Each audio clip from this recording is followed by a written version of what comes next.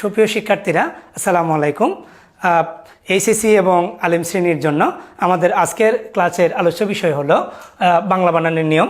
আমাদের এটি হলো ক্লাস নাম্বার 1। এখানে আমাদের প্রশ্ন আছে 3টি। আমাদের প্রথম প্রশ্ন প্রমিত বাংলা বানানের যে কোনো 5টি নিয়ম। আমাদের দ্বিতীয় প্রশ্ন তৎসম শব্দের বানানের 5টি নিয়ম। আমাদের তৃতীয় প্রশ্ন অতৎসম শব্দের বানানের 5টি নিয়ম। তো আমরা আজকে প্রথম প্রশ্নতে যাচ্ছি।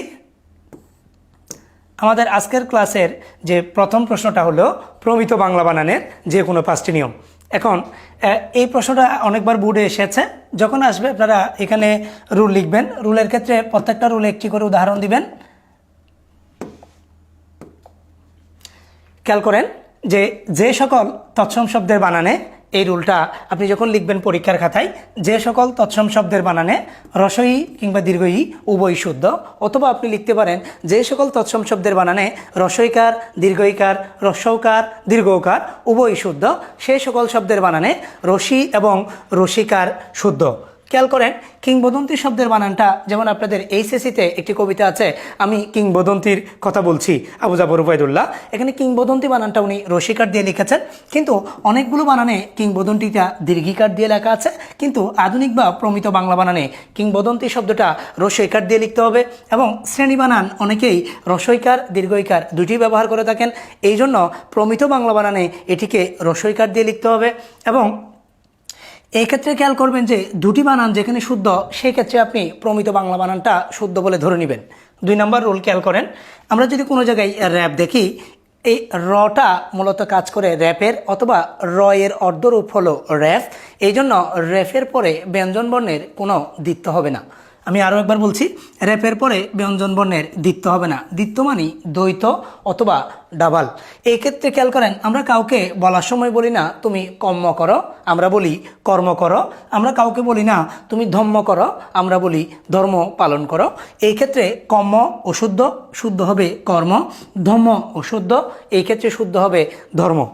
আমরা 3 নম্বর নিয়মে যখন যাব, এই ক্ষেত্রে সন্ধির ক্ষেত্রে যখন আমরা দেখতে পাই ক, খ, গ, ঘ, যখন এটা প্লাস চিহ্নের পরে থাকবে বা যোগ চিহ্নের পরে থাকবে, তার পূর্বপদের অন্তঃস্থিত ম স্থানে অনুস্বর হবে। আমি আরও একবার বলছি, খেয়াল করেন, সন্ধির ক্ষেত্রে যদি যোগ চিহ্ন যেখানে থাকবে, সেক্ষেত্রে ক, খ, গ, ঘ যদি পরে থাকে, তার পূর্বপদে অন্তঃস্থিত ম স্থানে অনুস্বর হবে। যেমন আমরা যখন লিখব অহম যোগ কার, এই অহংকার শব্দের সন্ধি বিচ্ছেদ হলো অহম যোগ কার সমান অহংকার লিখি।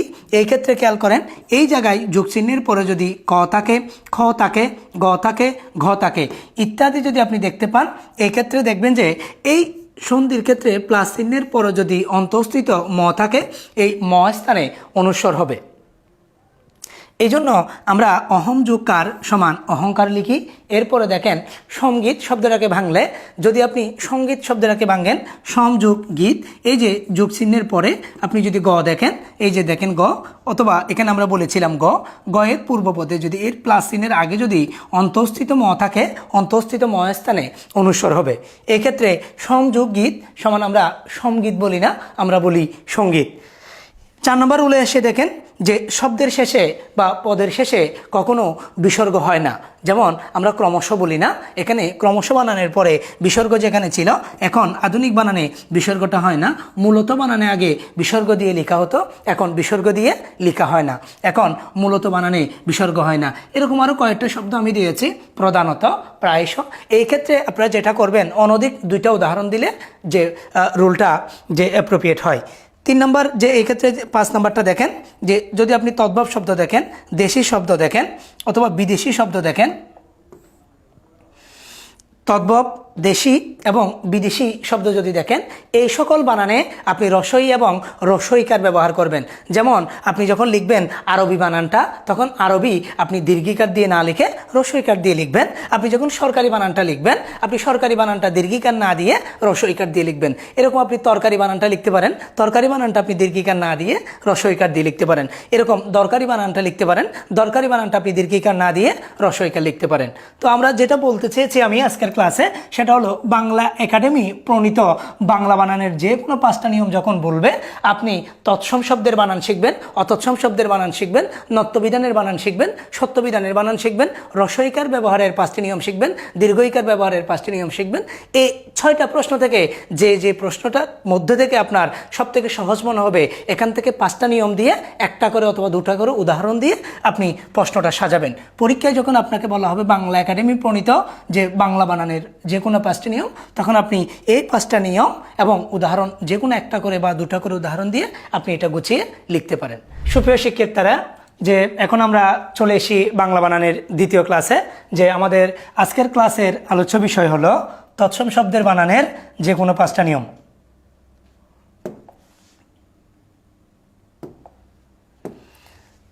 এই যে বাংলা একাডেমি প্রণীত তৎসম শব্দের বানানের যে কোনো 5টি নিয়ম, এটি অনেকবার এসেছে, আমাদের মাদ্রাসা শিক্ষা বোর্ডে এসেছে, ঢাকা বোর্ড এবং রাজশাহী বোর্ডও 2019 সালে এসেছে প্রশ্নটা। এখানে আপনাকে যখন বলা হবে যে বাংলা একাডেমি প্রণীত যে তৎসম শব্দের বানানের যে কোনো 5টা নিয়ম, তখন আপনি আপনার সুবিধা মতো যে রুলগুলো আপনি তৎসম শব্দ চেনেন, বুঝেন এবং জানেন এই শব্দগুলো লিখবেন। এক্ষেত্রে একটা তথ্য আপনাদেরকে বলে রাখি আপনাদের জ্ঞাতার্থে, সেটি হলো তৎসম শব্দ যখন আপনাকে স্পেসিফিকলি পরীক্ষায় উল্লেখ করে দিবে, ধরুন যে এইচএসসি পরীক্ষায় কিংবা আপনার আলিম পরীক্ষায়, তখন আপনাকে যেটা করতে হবে তৎসম শব্দ বলে দিলে উদাহরণ দেওয়ার সময় সবগুলাই তৎসম শব্দের হতে হবে।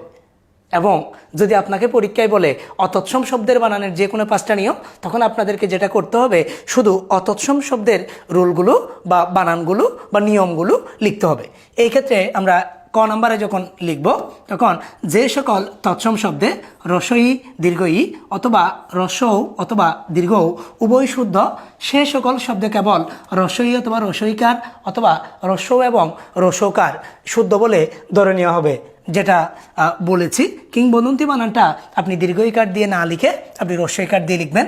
চিৎকার বানানটা আপনি দীর্ঘইকার দিয়ে না লিখে রস্যইকার দিয়ে লিখবেন। শ্রেণী বানানটা আপনি দীর্ঘইকার দিয়ে না লিখে রস্যইকার দিয়ে লিখবেন। এরপরে পল্লী বানানটা আপনি দীর্ঘইকার দিয়ে না লিখে রস্যইকার দিয়ে লিখবেন। চুল্লি বানানটা আপনি দীর্ঘইকার দিয়ে না লিখে রস্যইকার দিয়ে লিখবেন। তাহলে 2 নম্বর রুলের মধ্যে দেখেন, যদি আপনি র্যাপ দেখেন, র্যাপের পরে ব্যঞ্জন বর্ণের কখনোই দ্বিত্ব হবে না। যেটা আপনাদেরকে বলা হয়েছে একটু আগে, সেটি হলো কম্ম হয় না কর্ম হয়, দম্ম হয় না ধর্ম হয়, মম্ম হয় না মর্ম হয়।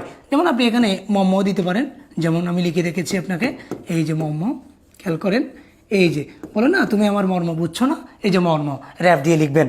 এরপরে দেখেন শব্দের বা পদের শেষে আপনি বিসর্গ দিবেন না। যেমন অংশত, এই শব্দটা যে খেয়াল করেন তাহলে যে ত এর পরে বিসর্গ আছে এটি আপনি বর্জন করবেন। অহরহ শব্দটার পরে আগে বিসর্গ দেওয়া হতো, এখন বিসর্গটা দেওয়া হয় না। বসত শব্দটাতে আগে বিসর্গ দেওয়া হতো, এখন বিসর্গ দেওয়া হয় না। এরপরে গ নম্বর রুলে দেখেন, সংস্কৃত ইন প্রত্যয়ান্ত, এই প্রত্যয়ান্ত মানে প্রত্যয়যুক্ত শব্দের শেষে যদি তয়ব অথবা তা প্রত্যয়টা যুক্ত করেন, এই ক্ষেত্রে আপনি সে বানানে যদি কোনো দীর্ঘইকার থাকে সেটি আপনি রস্যইকার করে দিবেন। যেমন আপনাকে যদি বলা হয় দায়ী যুক্ত, এখানে দায়ী বানানটা দীর্ঘিকার দিয়ে লিখতে হয়, কিন্তু আপনি যখন তয়ব যুক্ত করেছেন শব্দটা হয়ে গেছে দায়িত্ব, তখন দায়িত্ব বানানটা আপনাকে রস্যইকার দিয়ে লিখতে হবে। এরপরে কৃতি দেখেন, কৃতি আপনি দীর্ঘিকার দিয়ে লিখতে পারেন। এই ক্ষেত্রে কৃতি বানানটা যখন আপনি লিখবেন তার সাথে যখন তয়ব যুক্ত করবেন তখন শব্দটি হয়ে যাবে কৃতিত্ব। এরকম অনেকগুলো শব্দ বাংলা ব্যাকরণে পাওয়া যায়। যেমন আপনি যদি বলে যে প্রাণী, যে দীর্ঘিকার দিয়ে লিখবেন, কিন্তু আপনি যখন লিখবেন তখন বিদ্যা শব্দটা যখন যোগ করবেন তখন সেটি প্রাণীবিদ্যা, রস্যইকার হয়ে যাবে। আপনি যখন বলবেন যে মন্ত্রী, আপনি মন্ত্রী বানানটা লিখতে পারেন, যেমন দেখেন মন্ত্রী বানান, এই মন্ত্রী, এরপরে যখন তয়ব যুক্ত করবেন তখন এই মন্ত্রী বানানের দীর্ঘিকারটা রস্যইকার হয়ে যাবে। খেয়াল করেন, এরকম তয়ব অথবা তা প্রত্যয় যুক্ত হলে সেই দীর্ঘইকারটি রস্যইকার হয়ে যাবে। এরপরে আপনি 5 নম্বর নিয়মটা দেখেন, আমাদের সন্ধির ক্ষেত্রে যেটা বলেছিলাম ক, খ, গ, ঘ যদি পরে থাকে তার পূর্ব পদে অন্তঃস্থিত ম স্থানে আপনি অনুস্বর দিবেন। যেমন অহম যোগ কার সমান অহংকার। এই ক্ষেত্রে খেয়াল করেন সমযোগ গীত সঙ্গীত। এখন একটা কমন বিষয় আপনারা বলতে পারেন, আমরা বাংলা বানানের নিয়ম যখন যে টপিক নম্বর 1 পড়ছি সেই ক্ষেত্রে আমরা প্রথম প্রশ্ন যেটা পড়েছিলাম প্রিভিয়াস ক্লাসে, সেই প্রশ্নটাতে উল্লেখ ছিল বাংলা একাডেমি প্রণীত বাংলা বানানের যে কোনো 5টা নিয়ম। খেয়াল করে দেখেন, আমি বাংলা একাডেমি প্রণীত বাংলা বানান যা বলেছি এখানের মধ্যে অনেকগুলো রুল আবার এখানে এনেছি, শুধু একটা চেঞ্জ করেছি। এই ক্ষেত্রে আপনাকে যখন তৎসম শব্দ বলা হবে, নিয়মের ক্ষেত্রে আপনি তৎসম শব্দের নিয়ম এবং উদাহরণ এগুলো ঠিক রেখে আপনাকে লিখতে হবে। এটা হলো এটার শর্ত। এরপর আমরা 3 নম্বর প্রশ্নতে যাব। 3 নম্বর প্রশ্নটা খুব সহজ, আপনারা একটু করে মনোযোগ দিয়ে দেখলেই পারবেন।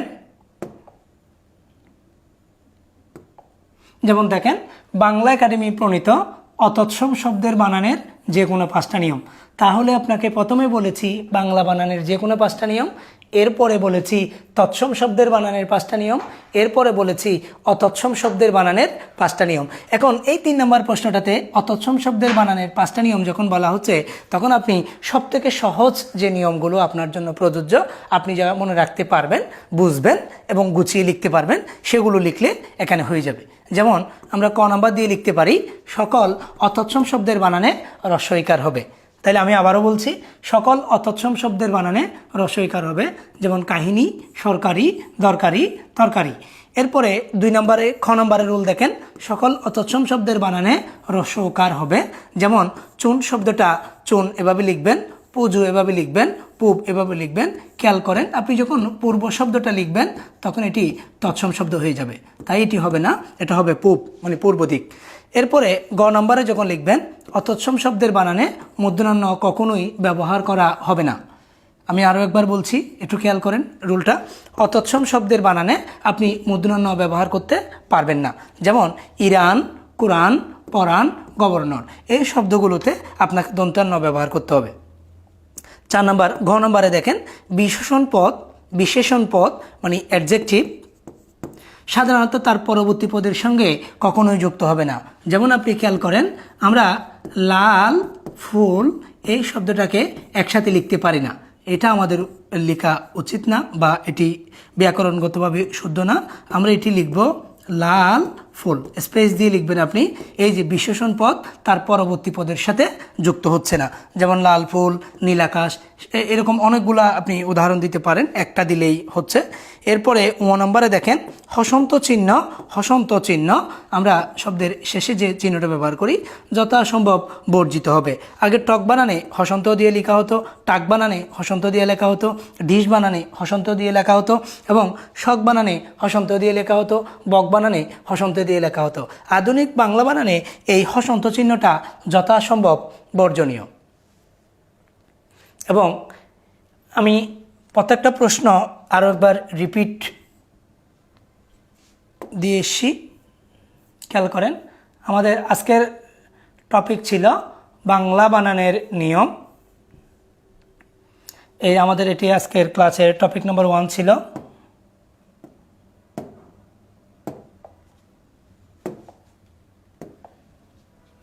এখানে আমরা প্রশ্ন পড়েছি 3টা, একটা প্রমিত বাংলা বানানের নিয়ম, একটা তৎসম শব্দের বানানের নিয়ম, একটা অতৎসম শব্দের বানানের নিয়ম।